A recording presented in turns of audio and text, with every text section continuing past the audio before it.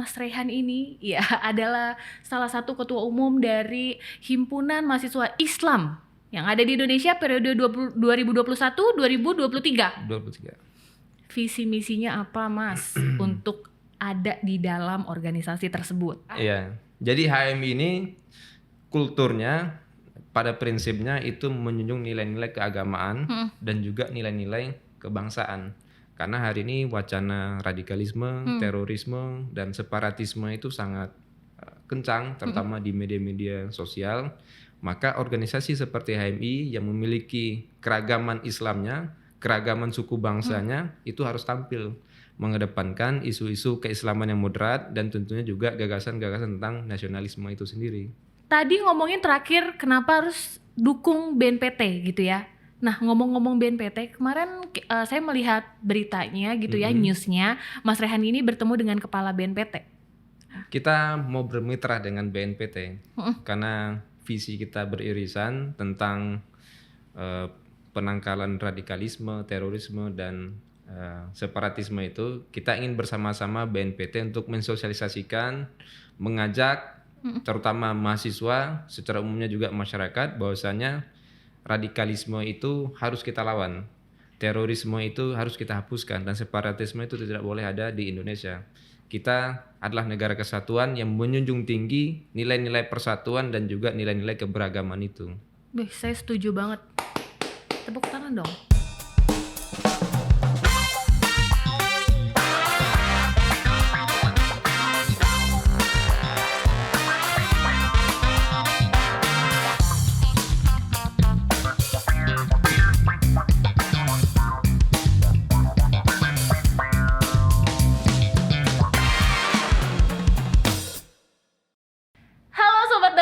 BNPT hadir, harmoni, aman, damai, indah, rukun. Waktu sekolah nih ya, kadang-kadang tuh ada yang aktif di OSIS, ada juga yang aktif ikut organisasi di luar sekolah. Tapi kalau dari awalnya emang udah suka berorganisasi, wajar kalau mereka merasa sayang banget kalau meninggalkan kesibukan ini di perguruan tinggi. Biasanya ada yang lebih banyak organisasi di kampus di mana kamu bisa mencurahkan segenap semangat dalam berorganisasi. Berhubung kita lagi ngomongin organisasi, kita langsung datangkan salah satu ketua umum dari Himpunan Mahasiswa Islam atau HMI, Raihan Aryatama. Apa kabarnya, Mas Rehan? Alhamdulillah sehat, Mbak Leni. Sehat ya? Mbak Leni sehat ya? Harus sehat, karena kalau misalnya nggak sehat nggak mungkin saya ada di sini. Oh iya. Ya nggak sih? Betul. Nah, kadang emang kita tuh harus menyapa narsum-narsum kita ini dengan bahasa daerah. Kalau nggak salah Mas Rehan dari Minang ya? Ya. Biasanya kalau nanya apa kabar tuh gimana? Ba'akaba. Ba'akaba dah. Alhamdulillah sehat. Alhamdulillah sehat. Nah, sebelumnya saya juga mau ingetin ke Sobat Damai kalau setiap episodenya kita selalu menerapkan protokol kesehatan yang sangat ketat, begitu Mas Rehan ya. Jadi emang kita udah swab antigen dan alhamdulillah hasilnya Mas Rehan negatif. Saya juga negatif. Jadi kita boleh lepas masker supaya ngobrolnya lebih luasa gitu ya. Boleh. Boleh Mas, kita lepas masker dulu. Mas Rehan, saya mau nanya nih, kalau kita lihat gitu ya, perkuliahan atau dunia kampus ini kan udah 2 tahun ada di masa pandemik gitu ya. Nah, bagaimana Mas Rehan melihat, sedangkan kita bisa lihat kalau misalnya ke kampus aja belum pernah, ketemu teman-teman aja belum pernah, apalagi berorganisasi. Gimana tuh pandangannya? Ya, ini sesuatu yang beda ya dari sebelum-sebelumnya. Selama ini kalau ke sekolah, ke kampus, kita saling berinteraksi langsung. Tetapi hari ini bahkan dalam semasa kita sekolah pun belum pernah ketemu nih teman satu kelas siapa, kita nggak tahu nih wujudnya kayak apa. Betul. Nah, hari ini kan ada teknologi digital yang mempersatukan kita, yang menghubungkan konektivitas kita semua. Nah, harapannya ini bisa menjadi kebiasaan baru. Jadi berkawan, berorganisasi, belajar itu tidak harus tatap muka, tetapi lebih banyak di dunia digital, begitu Mbak. Kalau kita bahas kampus, otomatis Mas Rehan salah satunya ya tergabung dalam suatu organisasi gitu ya. Ada yang ikut organisasi di dalam kampus, ada juga yang ikut organisasi di luar kampus. Nah, pertanyaannya, di zaman sekarang apakah masih penting nggak sih untuk ikut berorganisasi? Kalau secara fakta kita lihat nih, sekarang tuh orang udah sibuk sama gadgetnya masing-masing gitu Mas. Ada yang namanya kaum rebahan kumpul, Iya, tongkrongan iya. kumpul. Nah itu sebenarnya masih penting gak sih? Justru itu lebih penting berorganisasi agar mahasiswa, pemuda itu tidak larut dengan individualistiknya, tidak larut dengan gadgetnya, tetapi butuh dorongan agar saling berinteraksi. Karena basic atau dasar manusia itu kan adalah makhluk yang suka berinteraksi, sering berkomunikasi. Bahkan kita nggak bisa hidup sendiri, butuh pertolongan orang lain. Maka dalam era disrupsi ini, dalam era yang individualistik ini, harapannya organisasi bisa lebih dikedepankan. Ada ngaruhnya nggak tuh anak-anak introvert sama anak-anak ekstrovert? Biasanya anak-anak ekstrovert yang lebih mau berorganisasi gitu dengan gampang. Sedangkan kalau introvert ya mungkin ada organisasi tertentu. Misal kayak dia bikin robot atau apa karena diem menghasilkan ya nggak sih? Iya. Gimana tuh Mas? Saya introvert juga. Oh introvert berarti. Tetapi ikut organisasi. Di situ yang melatih untuk berbicara seperti apa, berinteraksi gimana. Bahkan di organisasi itu saya banyak mendapatkan pelajaran penting.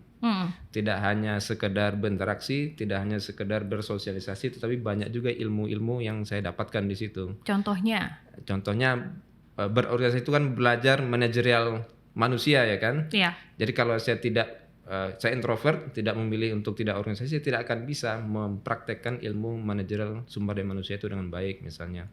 Kemudian di organisasi itu kan kita belajar berjejaring, belajar bernegosiasi, ya itulah hal-hal yang kita dapatkan berorganisasi itu. Tidak hanya sekedar menghasilkan barang itu, tapi soft skill itu menjadi satu hal yang penting.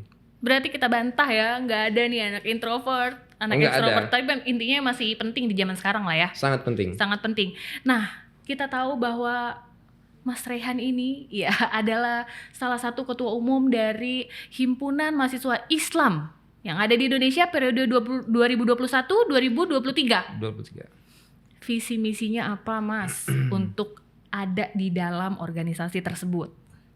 Apa kira-kira Mbak? Apa? Ya menjunjung nilai agama dong pastinya ya. Iya. Jadi HMI ini kulturnya pada prinsipnya itu menjunjung nilai-nilai keagamaan dan juga nilai-nilai kebangsaan. Artinya antara negara dan Islam itu satu di HMI. Jadi kalau orang bertanya HMI itu Islamnya Islam yang bagaimana, kan begitu. Bagi di HMI kita himpunan, semua kelompok Islam itu ada di HMI, mulai dari yang kanan sampai yang kiri, dari yang taat sampai yang Islam KTP mungkin bahasanya ada di HMI, dari Sunni, dari Syiah ada juga di HMI. Artinya kita berhimpun di sana, tidak memandang Islamnya yang seperti apa, tetapi kita lebih berangkat kepada pemikiran Islam seperti apa yang harus kita kedepankan. Nah, pemikiran Islam itu yang dikedepankan melalui kepengurusan kali ini. Kita ingin Islam yang dikedepankan itu adalah Islam yang moderat. Karena hari ini wacana radikalisme, terorisme, dan separatisme itu sangat kencang, terutama di media-media sosial.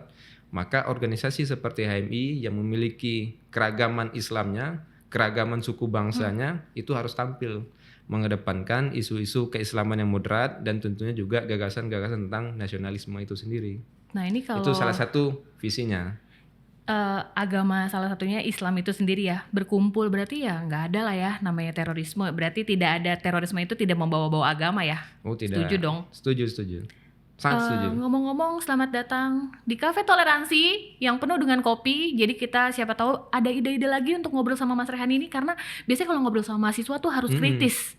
Betul. Tapi saya bikin santai dulu. Kita minum ini kopi ala Cafe Toleransi. Oke. Silakan Mas Rehan.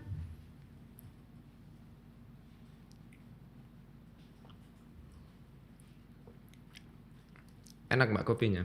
Nggak ada ahnya gitu ya, biasanya. Kalau minum es. Nah kan dengan tadi adanya kita saling berkolaborasi gitu ya, intinya dari Islam manapun, sebenarnya Islam tuh ya satu lah, gitu ya Mas Rehan. Nah apakah ada sinergi sendiri dengan kerjasama HMI ini dengan agama lain? Tentu.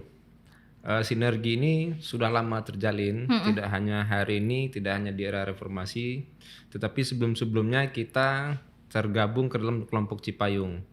Jadi ada beberapa organisasi sejenis HMI tapi berlatar belakang agama yang berbeda-beda. Ada juga organisasi yang tergabung di situ yang berideologikan nasionalisme. Jadi sekarang Cipayung ditambah Cipayung Plus karena setiap agama punya organisasi. Kita tergabung di situ. Dan banyak mengadakan kegiatan-kegiatan lintas organisasi yang melibatkan lintas agama. Sebentar, Cipayung tuh apa? Nama perkumpulannya aja. Nama perkumpulan, dan ini ada berbagai macam agama atau Betul. seperti apa? Semua agama ada di situ. Nah, kalau dari Mas Rehan sendiri ini menanamkan nilai-nilai kebangsaan terhadap keanggotaannya, itu seperti apa, Mas? Agar ya kita semua sih berharap ya organisasi manapun tidak terjerumus akan justru paham intoleran sama radikal. Gimana Mas Rehan menanggapinya? Kalau di HMI itu sudah tersistem. Kita untuk orang-orang yang pengen masuk ke HMI itu sudah ada latihan kader 1. Kemudian ada intermediate trainingnya, latihan kader 2, dan ada yang terakhir LK3-nya, latihan kader 3 atau advance training. Setiap training itu selalu ditanamkan nilai-nilai tentang toleransi, tentang keislaman yang moderat, tentang kebangsaan, itu selalu ditanamkan di setiap training formal. Ada juga karena sering ngopi mungkin ya, sering berkegiatan, aktivitas kita saling berinteraksi, akhirnya nilai-nilai itu tersampaikan juga dalam perbuatan kita sehari-hari. Jadi tidak hanya di pendidikan formal HMI, tetapi juga dalam keseharian kita itu selalu disampaikan. Output apa yang dihasilkan setelah mungkin banyaknya pelatihan ya organisasi HMI ini kan nggak cuma hanya mungkin teori-teori, tapi apa aja yang udah dihasilkan gitu ya untuk masyarakat sendiri maupun Indonesia? Kalau yang dihasilkan HMI itu adalah kader. Kader. Bukan anggota, kami bukan menyebutnya juga sebagai staff, tapi kader. Kader itu berarti dia berpikir bebas dan kontribusinya lebih kepada masyarakat.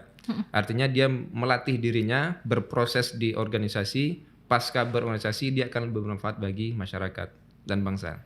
Kalau saya tahu tentang kader-kader ini berhubungan dengan partai politik. Iya, kita mendengar ya kader dari kader-kader partai politik. Nah, apakah dari HMI ini sendiri ada sangkut pautnya sama partai politik? Nggak ada. Kita organisasi independen, tidak terikat organisasi lain dan juga tidak terikat dengan partai politik manapun. Tetapi alumni HMI banyak yang berpartai politik. Alumni ya, bukan kader, alumni. Alumni HMI itu ada siapa aja sih? Mas Rehan, mungkin kita boleh tahu Sobat Damai yang ada di rumah juga. Udah hafal semuanya, Mbak. Siapa yang mungkin memotivasi dirimu sampai sekarang? Kalau di sektor pemikiran ada Nurholis Majid mungkin. Kemudian kalau di tokoh nasionalnya ada Bang Akbar Tanjung misalnya. Sekarang ada Bang Bahlil Lahadalia. Di kementerian banyak sekali. Di DPR juga banyak. Ada Bambang Susetio. Wow. Salah satunya ada Bang Doli Kurnia. Ada banyak lah pokoknya Mbak. Kalau saya sebutkan satu-satu mungkin nggak selesai. Satu pertanyaan sih ya sebenarnya yang emang kita antara Mas Rehan ini setuju apa enggak? Kalau menurut Mas Rehan sendiri sebagai pandangannya sebagai ketua umum, ibaratnya orang besar gitu ya di sebuah organisasi, setuju nggak sih kalau misalnya paham intoleran, paham radikal itu muncul atas rasa kekecewaan? Mungkin itu ada rasa kekecewaan, rasa tidak adil, kemudian itu terakumulasi bisa jadi berbentuk sebuah gerakan. Kemudian tidak jarang juga ada pengaruh eksternal, melihat gerakan orang lain, oh dia merasa tidak adil, dia bergerak seperti itu, ada juga pola-pola itu terjadi. Tapi pada dasarnya memang ketidakadilan, rasa ketidakpuasan itu sangat besar mempengaruhi gerakan-gerakan intoleran itu. Kalau dari HMI sendiri nih untuk menyatukan pemahaman, ide-ide banyak itu gimana tuh cara menengahinya tuh Mas Rehan sendiri? Kalau kita di PBHMI setiap minggu itu ada rapat harian. Jadi setiap rapat harian itu akan selalu direproduksi isu apa kira-kira yang mempengaruhi masyarakat hari ini atau kebijakan apa yang salah atau tidak tepat, itu yang selalu kita kaji setiap minggunya. Di bidang-bidang PBHMI secara spesifik juga akan mengkaji. Jadi bidang-bidang mengkaji nanti dilaporkan di rapat harian, kita sepakati strategi kita bagaimana terhadap isu ini. Apakah kita bikin tulisan di media, bikin rilis resmi, atau melakukan audiensi penyampaian langsung, atau aksi di jalanan begitu. Setiap hari berarti ya? Luar biasa. Setiap minggu. Oh, setiap minggu. Tapi isunya itu setiap hari, berarti ada tim risetnya ya, semua setiap bidang mempunyai tanggung jawab itu untuk mengkaji. Baik. Kita di podcast ini ada yang spesial, bukan spesial sih sebenarnya. Ada item-item tambahan untuk Mas Rehan. Karena saya kalau ngomongin mahasiswa ini agak kritis, tegang. Jadi kita bikin santai. Kita ada games namanya searching semua di Google. Boleh tim? Kita ada ini baru. Jadi kita bisa semua ini yang ada di sini yang sudah kita riset gitu ya, Mas Rehan. Jadi Mas Rehan harus dengan singkat, jelas dan padat untuk menjawabnya. Boleh kau pegang? Refleks. Kau buka sendiri, searching semua di Google tentang kenapa harus HMI. Otomatis kita harus bawa dong, Himpunan Mahasiswa Islam. Jadi kita buka ya. Yang pertama, silakan dibuka sendiri. Oh, buka satu kertas? Iya dong, kenapa harus? Tenaganya kurang. Lemnya terlalu kuat. Kamu cowok harus kuat gitu. Kenapa harus gabung dengan HMI? Kenapa? Karena HMI organisasi mahasiswa muslim terbesar di Indonesia. Wanita boleh gabung gak sih? Kan mahasiswa. Ya mahasiswi boleh. Oh mahasiswi boleh. Akhirnya nego ini bisa. Namanya ada Kohati kalau di HMI. Khusus organisasi yang mewadahi aktivitas keperempuanan. Oh gitu, keperempuan berarti ada ya. Jadi buat Sobat Damai yang mau gabung di HMI boleh. Gak cuma mahasiswa tapi ada mahasiswi. Hati-hati tapi kalau misalkan nih di lobi-lobi sama Mas Rehan ya gak sih? Yang kedua Mas. Kenapa Raihan Aryatama Ketua Umum HMI? Karena diinginkan oleh masyarakat HMI. Emang apa sih visi misi yang dibawa pada waktu itu? Pertama tentang HMI sebagai perisai kebangsaan. Yang kedua tentang digitalisasi. Kita akan mereformasi semua sistem di HMI. Ketiga ada kewirausahaan sebagai salah satu solusi kemandirian ekonomi hari ini. Yang ketiga.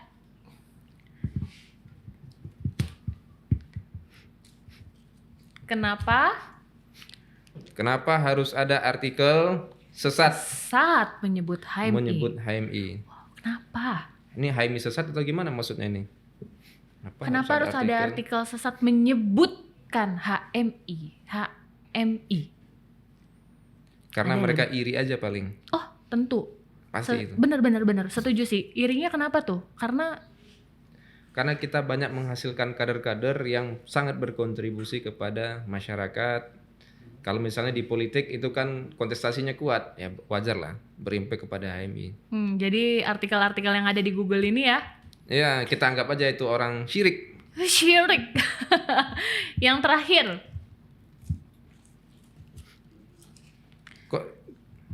Nah, tenaganya berarti Mas. Kenapa harus dukung BNPT bersama HMI? Kenapa harus dukung? Karena visi kita beririsan. Bahwasanya kita sepakat untuk melawan radikalisme, terorisme, dan separatisme. Oke, terima kasih loh. Ini udah menjawab semuanya loh. Jadi kita kenapa harus gabung? Kenapa harus Mas Rehan ini jadi ketumnya? Kenapa harus ada artikel sesat menyebut HMI? Nanti kita dari tanya semua ada di sini. Untuk di next episode-nya biar bisa kita lebih seru lagi. Boleh. Iya nggak sih? Thank you banget loh Mas udah main-main ini ya. Iya. Saya setuju banget nih. Ini ada yang iri ini ternyata nih. Ya nggak sih? Bener ya. Semoga teman-temannya tadi yang di belakang bilang, itu iri aja tuh dia. Thank you. Tadi ngomongin terakhir kenapa harus dukung BNPT gitu ya. Nah ngomong-ngomong BNPT, kemarin saya melihat beritanya gitu ya, newsnya. Mas Rehan ini bertemu dengan kepala BNPT. Ngapain Mas? Kita mau bermitra dengan BNPT karena visi kita beririsan tentang penangkalan radikalisme, terorisme, dan separatisme itu. Kita ingin bersama-sama BNPT untuk mensosialisasikan, mengajak terutama mahasiswa, secara umumnya juga masyarakat, bahwasanya radikalisme itu harus kita lawan. Terorisme itu harus kita hapuskan dan separatisme itu tidak boleh ada di Indonesia. Kita adalah negara kesatuan yang menjunjung tinggi nilai-nilai persatuan dan juga nilai-nilai keberagaman itu. Saya setuju banget. Tepuk tangan dong. COVID nggak boleh kita gini-gini tuh. Ada yang ketawa-tawa aja tuh di belakangnya nggak sih? Nah tapi kan dalam pernyataan tersebut ya Mas Rehan tuh sempat bilang kalau memang yang berperan aktif di dunia maya ini adalah kaum milenial yang menggunakan media sosial untuk membuat inilah isu-isu paham intoleran ini jadi nge-up gitu. Kenapa kamu bilang kayak gitu? Kamu, maksudnya kenapa Mas Rehan bilang gitu? Sebetulnya pemuda kaum milenial itu sasaran terbesar dari wacana radikalisme itu. Bayangkan saja berdasarkan riset itu 8 jam 50 menit itu waktu sehari anak muda memegang gadget. Oke. Bayangkan saja kalau dicekoki dengan isu-isu radikalisme, separatisme, terorisme, itu akan terpengaruh. Dan betul berdasarkan riset dan data juga yang banyak terpapar radikalisme itu memang kaum milenial. Dan itu semuanya beranjak dari media sosial atau media digital sebagai instrumen terbesar dari penyebaran isu dan berita itu. Tapi yang memegang peran penting ini adalah seorang lelaki, iya nggak sih? Atau sekarang emang sudah Mas Rehan melihat mungkin ya ada berita-berita ini adanya pergeseran wanita untuk jadi garda terdepan? Garda terdepan terorisme? Iya dong. Nah, kemarin ada juga itu. Yang mana tuh? Yang kasus penembakan ya, itu perempuan yang di Mabes. Di Mabes. Iya. Itu sih ada emang teori ternyata yang saya baru dapat gitu ya. Teorinya adalah entah nih kalau udah berbicara tentang jihad gitu. Ada yang ternyata memang dia ingin melalui ditembak sama orang. Maksudnya emang dia meninggal dalam keadaan dibunuh. Betul, dibunuh lah bahasanya gitu sih Mas. Itu jadi memang ini sangat kau tidak setuju lah ya. Tidak setuju. Dan pemikiran seperti itu harus kita luruskan. Dan yang kita rasakan sekarang tidak hanya orang tua tetapi masuk kepada anak muda dan tidak memandang gender, semua pun akan terlibat kalau tidak kita batasi sesegera mungkin. Oke. Terakhir aja kali ya, Mas. Kasih tipsnya dong gitu buat sobat damai yang ada di rumah untuk kita tuh jangan takut untuk berorganisasi gitu, karena memang organisasi ini ternyata masih sangat penting, apalagi untuk kehidupan bermasyarakat, bernegara itu sangat penting karena melalui organisasi semuanya kita mempunyai relasi yang baik. Kasih tipsnya boleh mungkin Mas Rehan? Ya, tipsnya dari saya kalau ingin berorganisasi tentu harus luruskan niat bahwasanya organisasi yang kita pilih itu adalah organisasi yang betul-betul berada di wilayah NKRI dan tentunya juga tidak menentang nilai-nilai Pancasila kita. Dan juga tidak menentang nilai-nilai keagamaan. Artinya kita harus memilih organisasi yang betul-betul bermanfaat untuk masyarakat, untuk diri kita juga tertentu. Yang kedua, kita harus memilih organisasi yang berguna buat diri kita, yang bisa mengupgrade kemampuan kita, yang bisa menghilangkan segala persoalan-persoalan kita, dan tentunya organisasi itu harus punya dampak besar terhadap perubahan sosial di masyarakat. Kalau misalnya mahasiswa ini masih bingung, apa yang pertama kali harus dia terapkan atau tanamkan supaya nggak bingung untuk masuk dalam suatu organisasi? Kalau bingung masuk organisasi, masuk HMI aja.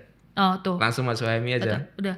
Kalau bingung, jadi sobat damai kalau bingung langsung masuk HMI. Di situ langsung nggak bisa bingung, pilih kalian mau masuk mana karena wawasan kebangsaannya banyak tadi ya? Banyak sekali. Banyak sekali. Terima kasih Mas Rehan atas waktunya. Salam untuk keluarga besar di HMI. Salam untuk seluruh mahasiswa yang ada di Indonesia dari saya gitu ya. Untuk itu, hidup mahasiswa. Hidup mahasiswa. Terima kasih. Terkadang memang sebelum memilih sebuah organisasi kita harus cermat dan tentunya dari hati nurani. Karena jangan sampai cuma ikut-ikutan di awal, tiba-tiba timbullah kekecewaan sama organisasi tersebut. Dan akhirnya malah gabung ke organisasi yang bersimpangan dan membuat paham sendiri. Itu sangat nggak dianjurkan. Maka untuk itu mari sama-sama kita tingkatkan terus kewaspadaan nasional dan jadikan Indonesia penuh dengan kedamaian. Saya Leni beserta dengan Raihan Aryatama, Ketua Umum PBHMI. Salam damai dan salam Indonesia Satria. Thank you Mas.